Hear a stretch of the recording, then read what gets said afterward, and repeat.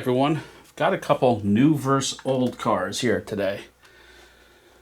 So this is the Ford GT40, and if you follow the channel, I did a D'Agostini 1/8 scale build for comfortably over a year, and that also came with a 143, both of car number 6. Now I already had this car number 6 and 1/18 scale by GF, and it's like 25 years old, maybe older. And as you can see, it's pretty rudimentary in detail. If you look at the wheels, you don't really see much for brake detail. It's just, I don't know. I think this is a step above a toy. Pay attention to the color. Pay attention to the lack of decals for car number 6. We do have opening engine detail. I forget engine size. It might be a 427, or it might have been regulated to be a certain size, but it's probably 427 based. You have the individual velocity stacks. Kind of a neat looking engine. All the header piping is neat. You have a removable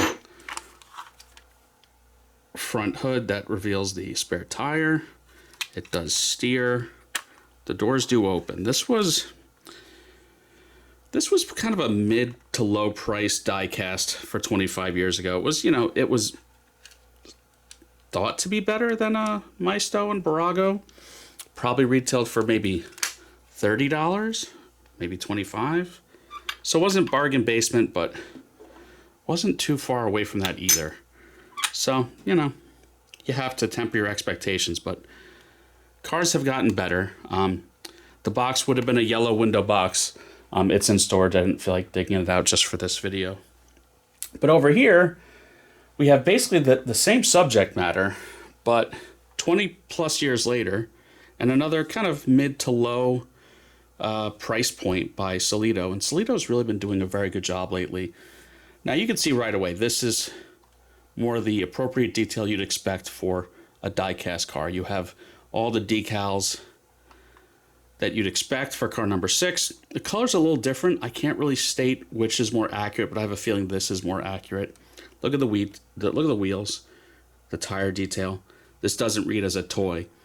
Doesn't read as a high-end model like a Spark makes this. Maybe Exodo might make this livery, but I don't know about this car number.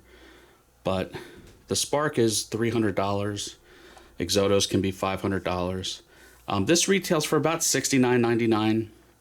It's become rare. Some people paying $200 to $300 for it. I won it only a week or so ago for, what was it, $75 buy it now. So at that price, I'm not too mad at it. I had to have it because I want to have all 3 scales together. I did shoot all 3 scales together in a short today if you want to check that out.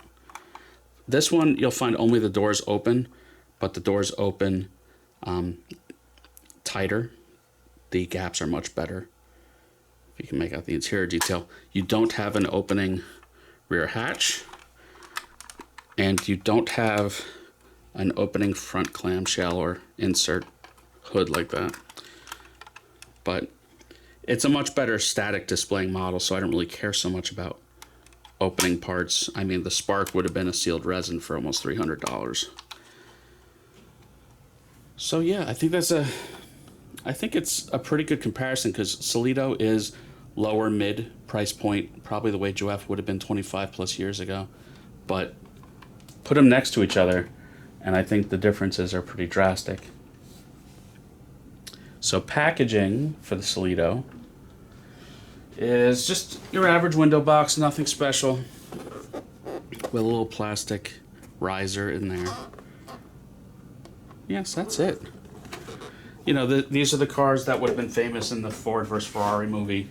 We all know the story of Ford was going to buy Ferrari. It was almost a done deal.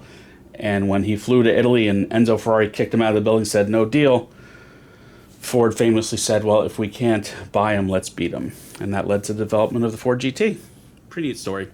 Next week, something special. I worked on developing some quarter scale models and some really neat parts of the Epcot ride, the GM Test Track, and it debuted, and so I'm going to go ride it in person and have a big party, and so I'll show you what that looks like on the channel.